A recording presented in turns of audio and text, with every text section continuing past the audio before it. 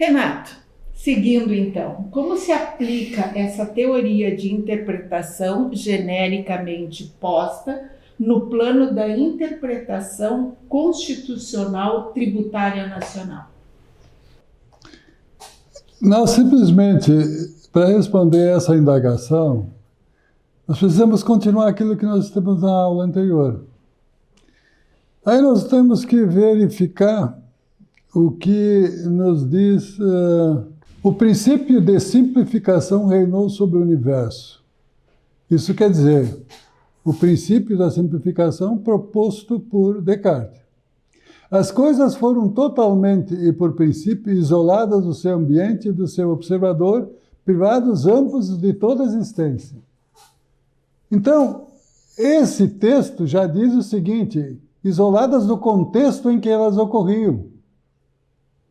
Então, a concordância das observações eliminou o observador e o isolamento experimental eliminou o ambiente perturbador. As coisas tornaram-se objetivas, objetos inertes, imobilizados, inorganizados, corpos mudados sempre por leis exteriores. Tais objetos privados de forma e organização, de singularidade, são neste grau de abstração terrivelmente irreais, mas tem-se poder sobre eles pela medida e pela experiência, e esta ação é terrivelmente real. Na última aula, nós encerramos dizendo que o controle se faz como boiadeiro controla uma tropa de boiada. Isso parece muito forte, mas aqui está contida essa situação. Nós temos, então, objetos privados de formas, de organização, de singularidade. São neste grau de abstração terrivelmente reais. Então, na medida em que eu permito que um julgador isole 2 ou 3 elementos de um processo complexo e a partir deles fixa a sua ideia, o que está conformado pelo Supremo e pelo Superior Tribunal em forma de decisões repetidas. Eu estou permitindo que se transforme a realidade em coisas irreais. E nós já dissemos em algumas aulas anteriores de que essas coisas reais significam um nada. Então, quando se referiu lá de que está se admitindo aos tribunais tributarem um nada, nós estamos justificando aqui.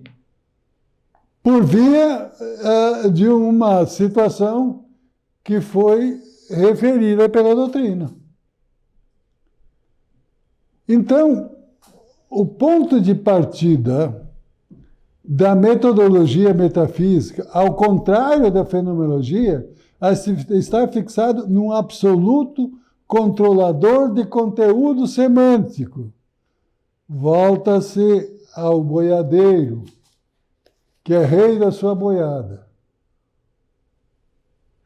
Semanticamente, a gente faz um discurso e controla o poder de um grupo. Pela abstração da realidade, a realidade é relatada por ideias preferenciais ordenadas pela lógica clássica, psicologicamente estabelecida e que efetivamente ensejam certa forma de indicação do eterno. Essa noção aparente de perpetuidade permite uma noção de segurança, em face do poder efetivado num argumento de notáveis e de autoridades uniformizadoras da significação da linguagem. Não é eu que estou dizendo isso. É Lindo Stein, um dos grandes estudiosos da fenomenologia no país.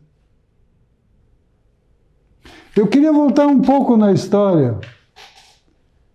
Vamos para 1200, século XII, XIII.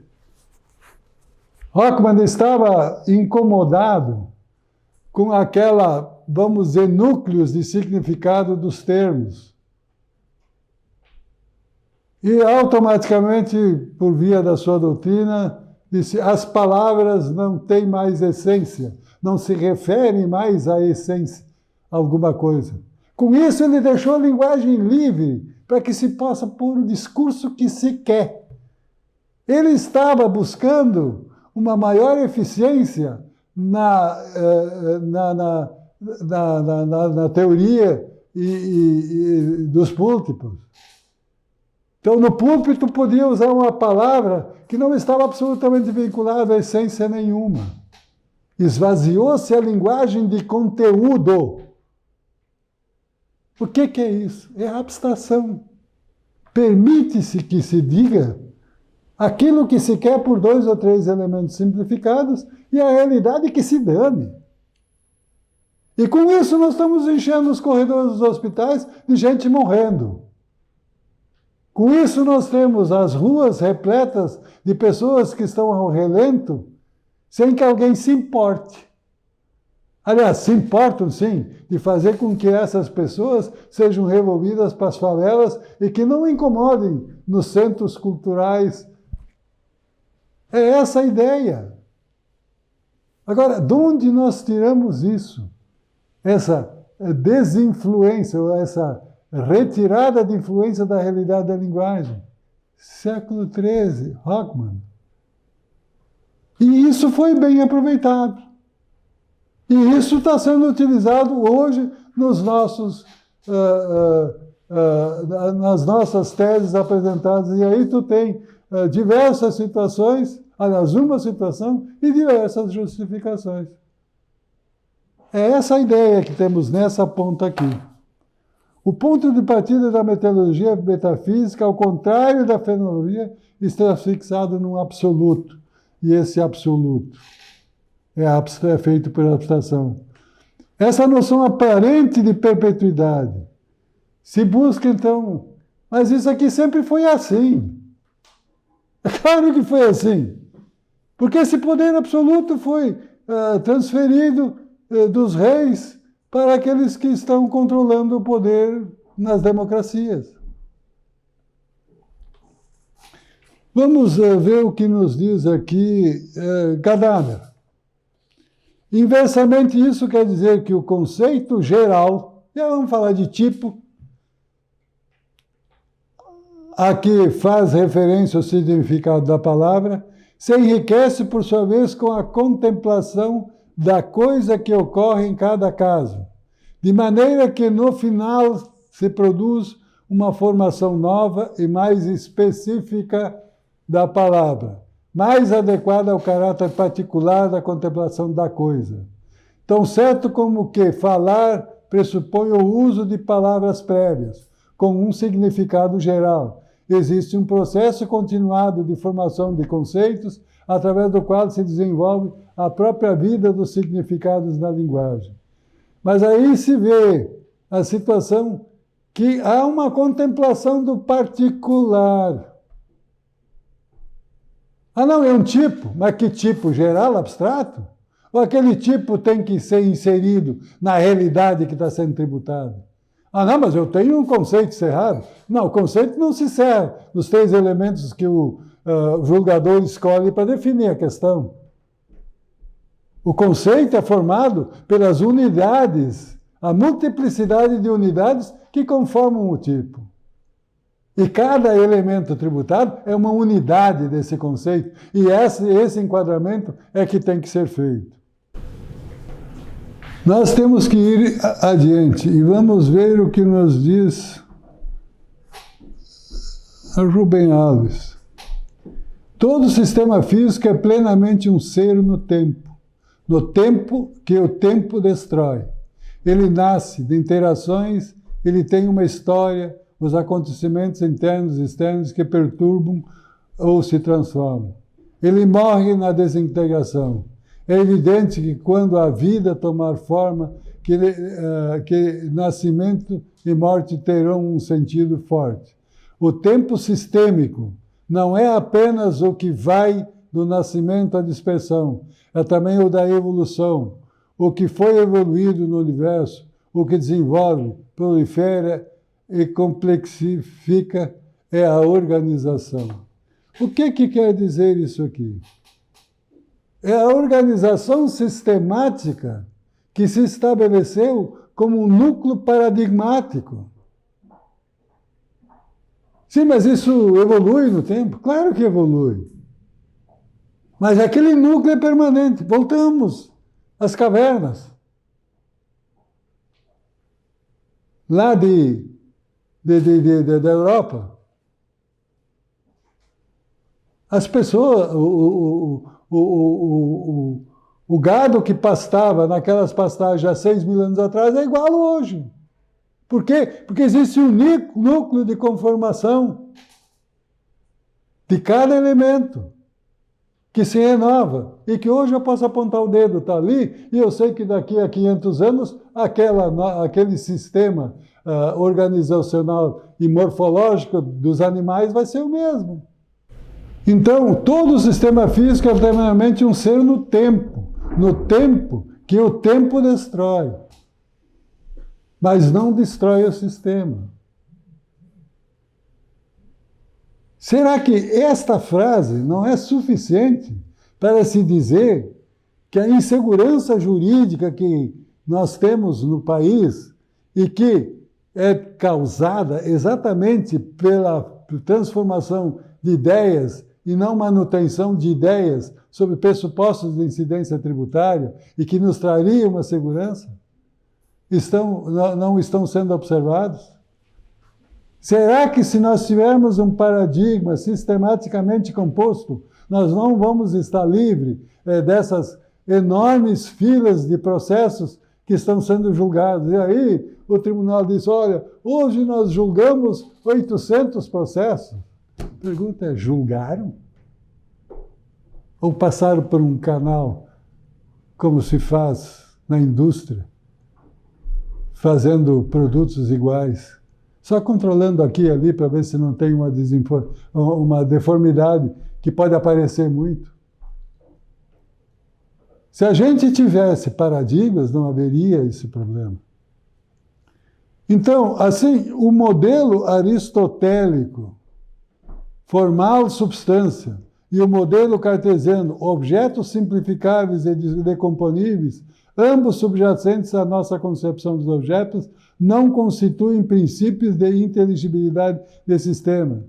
Esse não pode ser captado nem como unidade pura de identidade absoluta, nem como composto decomponível. Precisamos de um conceito sistêmico que exprima ao mesmo tempo a unidade, a multiplicidade, a totalidade, a diversidade, organização e complexidade. Isto é dito por Morin, um dos grandes filósofos atuais. Quer dizer, nós precisamos de um conceito sistêmico que exprima ao mesmo tempo unidade e multiplicidade. E os nossos tribunais estão fazendo o quê? Quando se modifica as incidências tributárias constitucionalmente previstas, normalmente de 5 em 5 anos, na medida em que se modificam os ministros que compõem o tribunal.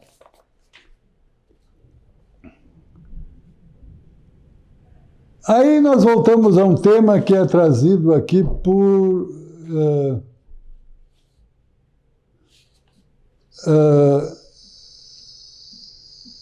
bom, ele deve aparecer.